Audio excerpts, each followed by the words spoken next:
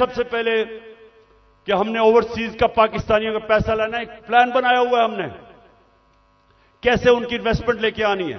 तो ये पूरा एक प्लान बनेगा कि कैसे गवर्नेंस सिस्टम ठीक करनी है।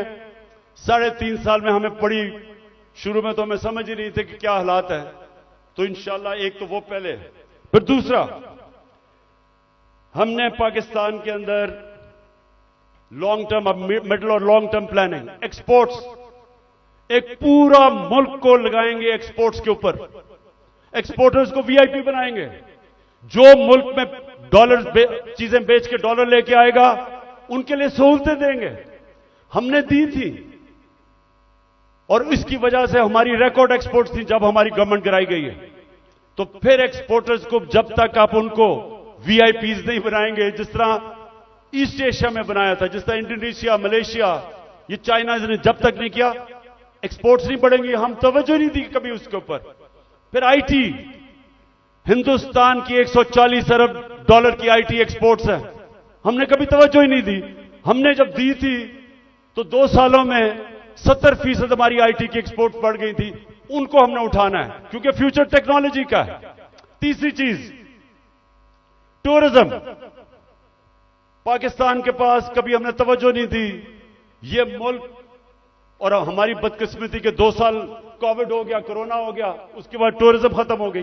तो इंशाल्लाह पूरा मेरा प्लान है कि इस बार इंशाल्लाह अल्लाह ने मौका दिया, कैसे टूरिज्म उठाएंगे। उसके अलावा हमने कभी तवज्जो ही नहीं दी मदनियात पे, मिनरल्स पे।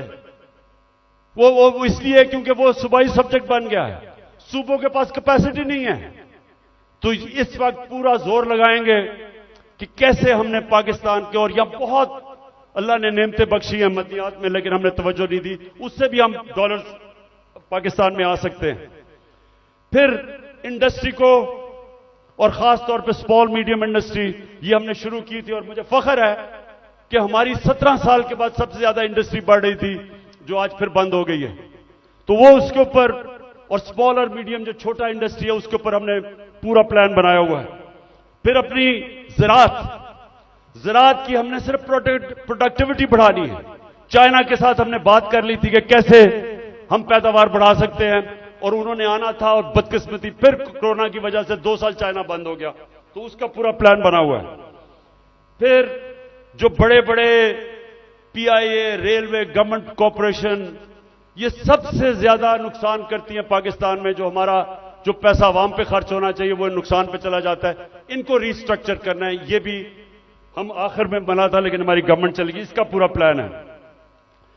और फिर कैसे हमने अपना टैक्स कलेक्शन बढ़ाना है। अब ये जरा सुन लें, इस वक्त 22 करोड़ पाकिस्तानियों में सिर्फ 25 लाख टैक्स देने वाले हैं। 22 करोड़ पाकिस्तानियों में 25 लाख टैक्स देने वाले हैं। हमने नादरा के साथ मिलकर आइडेंटिफाई किए 4 करोड़ टैक्स देने वाले, उनके हमने टेक्नोलॉजी का इस्तेमाल करके हमने पता चलवाया कि इतने ज्यादा टैक्स पेयर जो पैसे नहीं देते, उनके लिए, ये मैं अब आखिर में आ रहा हूं, उसके लिए हमने पूरा प्लान बनाया हुआ था, लेकिन फिर हमारी गवर्नमेंट चली गई। लेकिन जब तक हम अपना टैक्स बेस नहीं बढ़ाएंगे, जब तक हमारा टैक्स नहीं बढ़ेगा, मुल्क आगे नहीं चल सकता।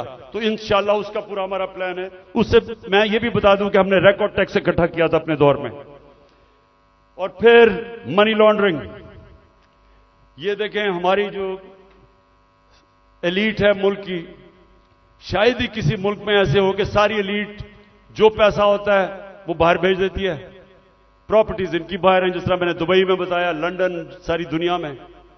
तो और ये चोरी का पैसा होता है।